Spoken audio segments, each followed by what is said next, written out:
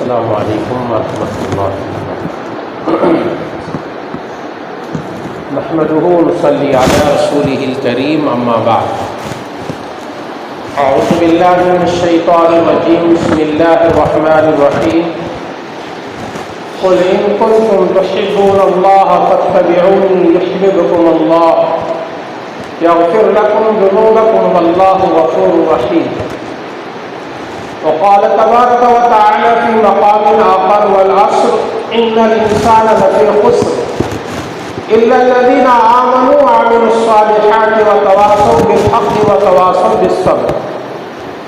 وقال رسول اللہ صلی اللہ تعالی علیہ وسلم اعمالکم اعمالکم او کما قال علیہ الصلاۃ والسلام۔ صدق اللہ مولانا العظیم وصدق رسولہ النبی الکریم۔ نحن على ذلك من الشاهدين والشاكرين والحمد لله رب العالمين۔ اللهم صل على سيدنا شفيعنا حبيبنا نبينا مولانا محمد بارك وسلم عليه۔ محترم و بزرگوں، دوستوں اور دینی بھائیوں، اللہ تعالیٰ نے ایمان والوں کو زندگی گزارنے کے لیے دو طریقے بتائے ہیں اور دو راستے دکھائے ہیں۔ ایک ہے قرآن اور دوسرا ہے رسول اللہ صلی اللہ علیہ وسلم کی زندگی۔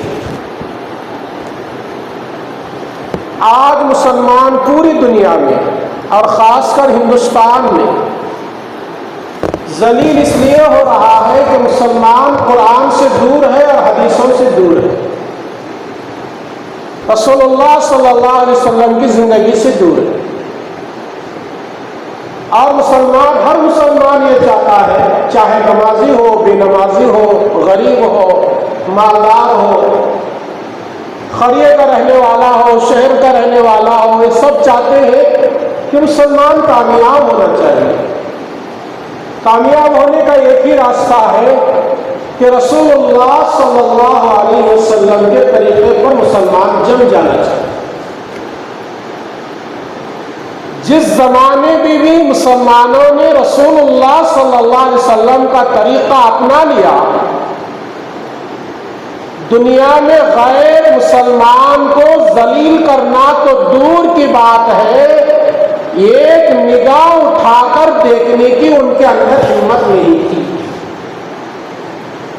عمر فاروق رضی اللہ تعالی عنہ کا دور دیکھو، مسلمانوں کی اتنی بڑی تعداد نہیں، لیکن ایمان والوں کے اندر ایمان پختہ۔ رسول اللہ صلی اللہ علیہ وسلم کا طریقہ اتنا مضبوط تھا،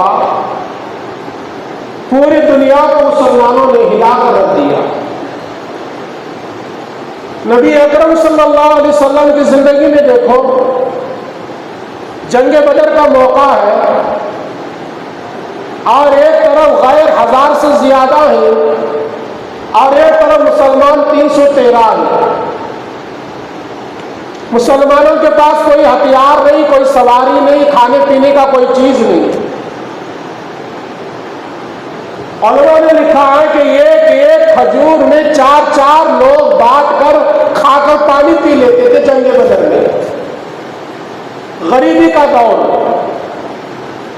ایک اونٹنی پر 4-5 لوگ باری باری سوار ہوتے تھے، 1 کلومیٹر ایک صحابی، 1 کلومیٹر کے بعد دوسرے صحابی۔ غریبی کا دور، مکے والے دشمن بنے، مسلمانوں کو ختم کرنا چاہتے تھے، لیکن ایمان والوں کے اندر رسول اللہ صلی اللہ علیہ وسلم کا طریقہ تھا۔ اللہ نے ایمان والوں کو وہاں بھی کامیاب بنا کر دکھایا۔ 1000 مقابلہ کرنے کے لیے آئے تھے، ہتھیار لے کر آئے تھے، ادھر 313 ان کے پاس کوئی ہتھیار نہیں، کوئی سامان نہیں، بھوکے پیاسے روزے سے بھی ہے صحابہ۔ اللہ نے ان کو کامیاب کر کے دکھایا، کیوں؟ ایمان والوں کے پاس اس وقت رسول اللہ کا طریقہ تھا۔ آج بھی ایمان والا چاہتا ہے کہ دنیا میں مسلمان کامیاب ہو، مسلمان ہر لائن پر کامیابی حاصل کرے۔ مسلمان کو ایک ہی راستہ، وہ رسول اللہ صلی اللہ علیہ وسلم کے طریقے پر آنا پڑے گا۔ خود قرآن مجید میں سورہ آل عمران میں اللہ تعالیٰ کہتا ہے قل ان کنتم تحبون اللہ فاتبعونی، اگر تم یہ چاہتے ہو کہ تمہارا خدا تم سے محبت کرے تو رسول اللہ کی اطاعت کر لو، رسول اللہ صلی اللہ علیہ وسلم کی محبت دل میں بسا لو، رسول اللہ صلی اللہ علیہ وسلم کی سنت کو زندہ کرو، اپنے اولاد کے اندر سنتیں زندہ کراؤ، اپنے محلے میں رسول اللہ کی سنتیں زندہ کرو، اپنی بستی میں رسول اللہ صلی اللہ علیہ وسلم کی سنتیں زندہ کرو، اللہ پھر کامیاب بنا کر دکھائے گا۔ جب قرآن خود کہتا ہے ایمان والے کامیاب ہیں، ہونا چاہیے، تو کیوں کامیاب نہیں ہو رہے؟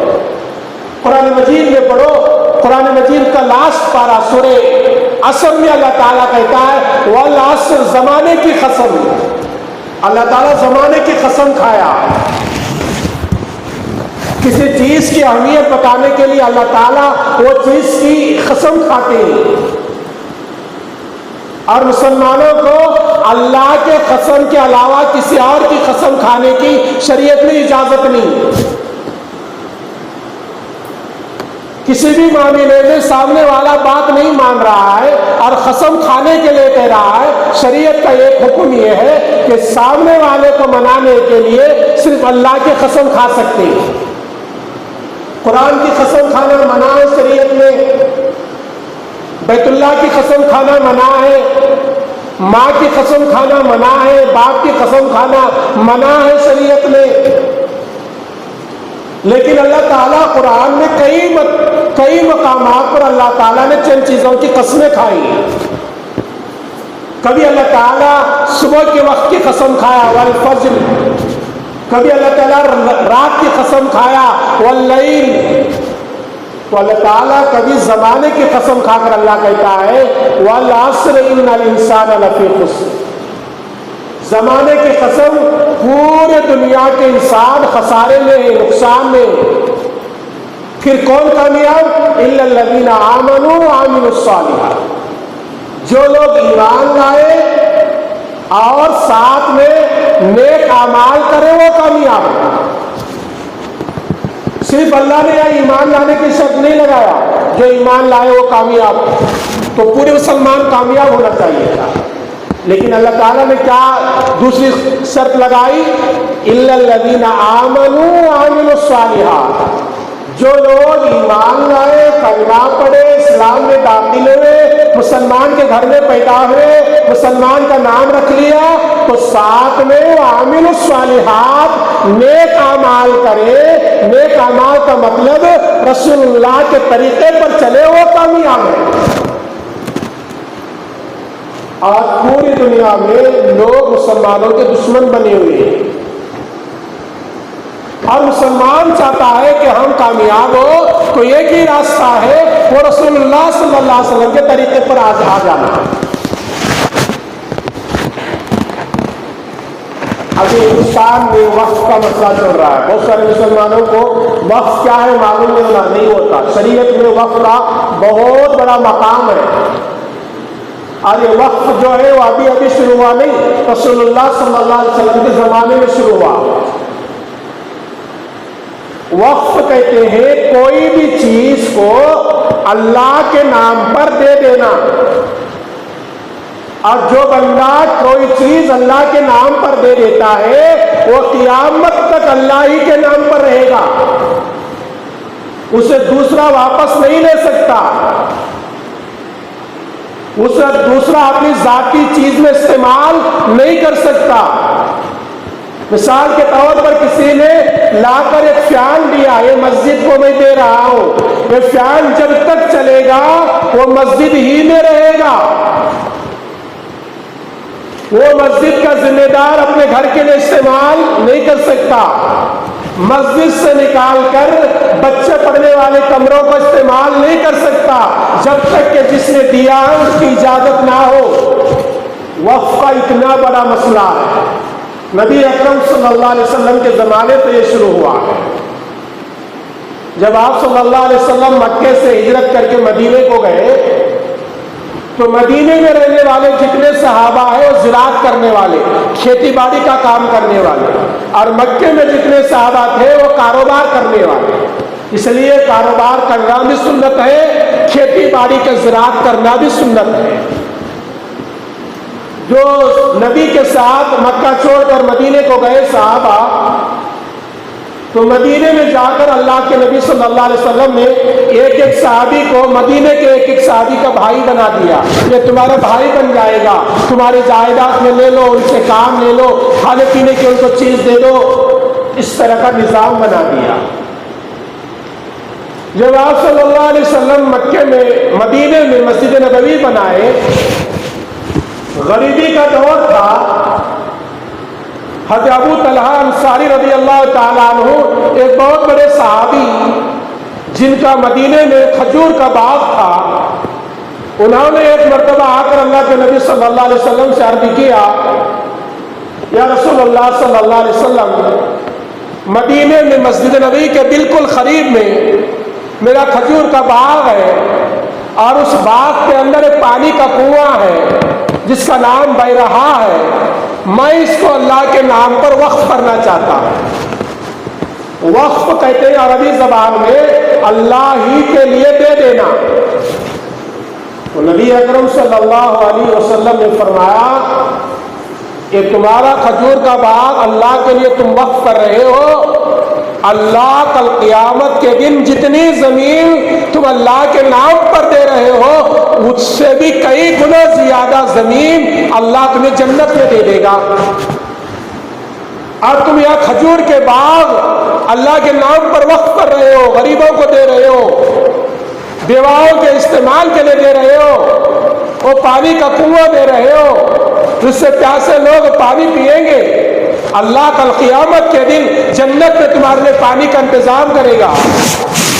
تو نبی اکرم صلی اللہ علیہ وسلم نے اس باغ کو لے کر مسجد نبوی سے تعلق اس کو پیدا کر دیا۔ آج اس کی جتنی آمدنی آتی تھی مدینے میں رہنے والے بیواؤں کو، غریبوں کو، یتیموں کو وہ کھجور تقسیم کرتے تھے، اور مدینے میں جس کو بھی ضرورت پڑتی پانی کی وہاں سے مفت پانی کا انتظام ہوتا تھا۔ تو نبی اکرم صلی اللہ علیہ وسلم کے دور ہی سے وہ وقف کا مسئلہ چلا ہوا ہے۔ جب حضرت عثمان غنی رضی اللہ تعالیٰ عنہ کے دور میں مدینے کی آبادی زیادہ بنی اور مسجد چھوٹی لگی، تو مسجد نبوی کو آگے بڑھانے کے لیے اس باغ کو توڑ کر مسجد نبوی کو آگے لینا پڑا۔ اس زمانے تک ابو طلحہ رضی اللہ تعالی عنہ کا باغ وہاں موجود تھا۔ آج بھی مدینے کا جب ہم جاتے ہیں، مدینے کے مسجد کے ایک ستون میں، ایک پلر میں لکھا ہوا ہے ابو طلحہ انصاری رضی اللہ تعالیٰ عنہ، وہ پلر جہاں ہے وہ جگہ حضرت ابو طلحہ انصاری رضی اللہ تعالیٰ عنہ کے باغ کی جگہ ہے۔ تو یہ وقف کرنا، اللہ کے لیے زمین دے دینا، جائیداد دے دینا، کوئی بھی چیز دے دینا، یہ رسول اللہ صلی اللہ علیہ وسلم کے زمانے سے چلا ہوا ہے۔ اور شریعت کا مسئلہ یہ ہے جو آدمی جس چیز کے لیے زمین وقف کرتا ہے وہ قیامت تک اسی کے لیے ہوگا۔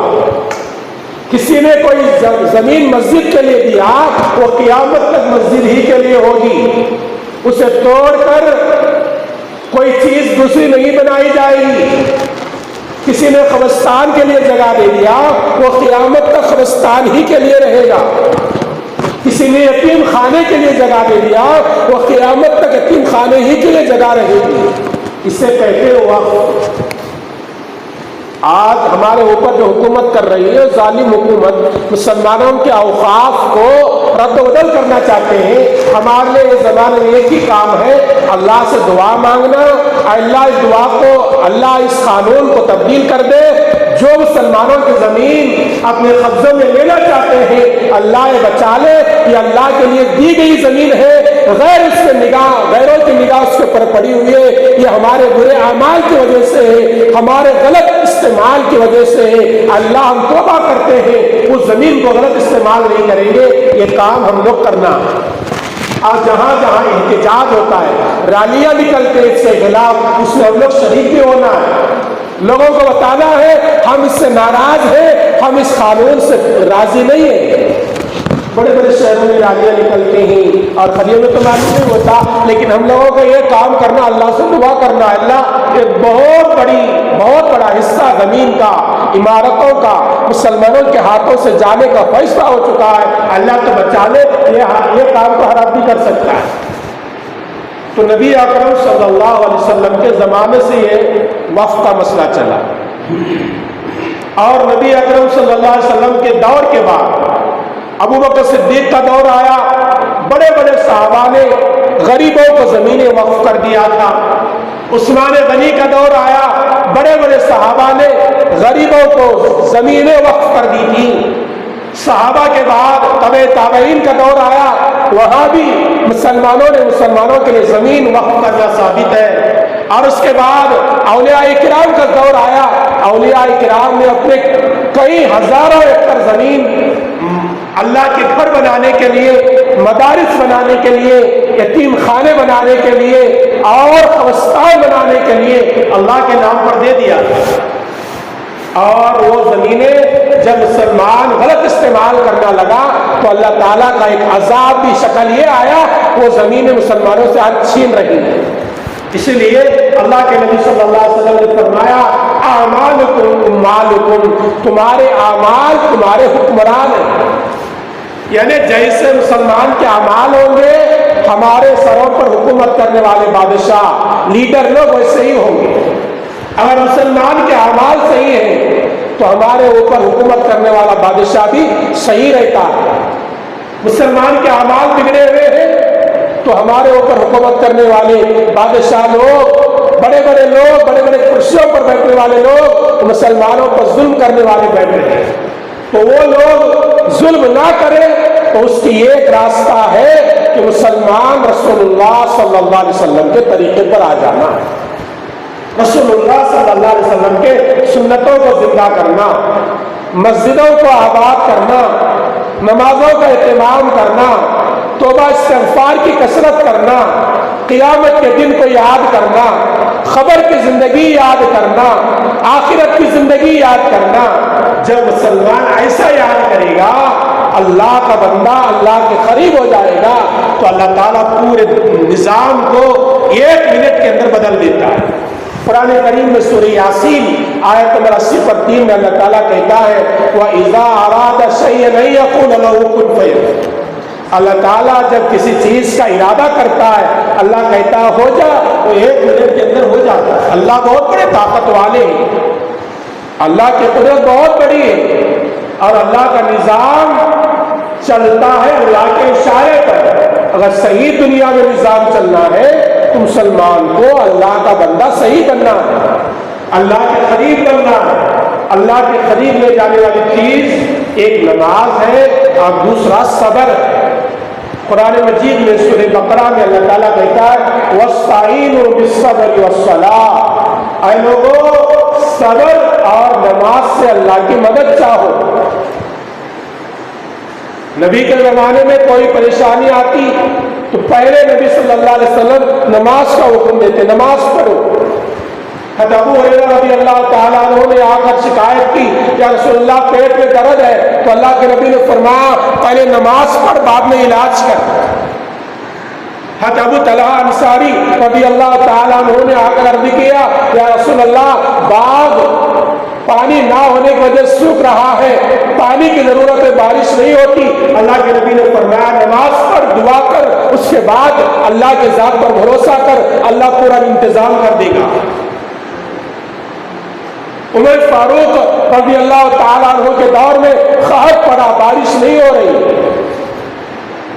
صحابہ کی بڑی جماعت امیر المومنین عمر بن خطاب رضی اللہ تعالیٰ عنہ کی خدمت میں آئے، عرض کرنے لگے امیر المومنین بارش نہیں ہے، لوگ پانی کے لیے ترس رہے ہیں، جانوروں کے لیے پانی نہیں ہے، باغیچے سوکھ رہے ہیں، کیا کریں؟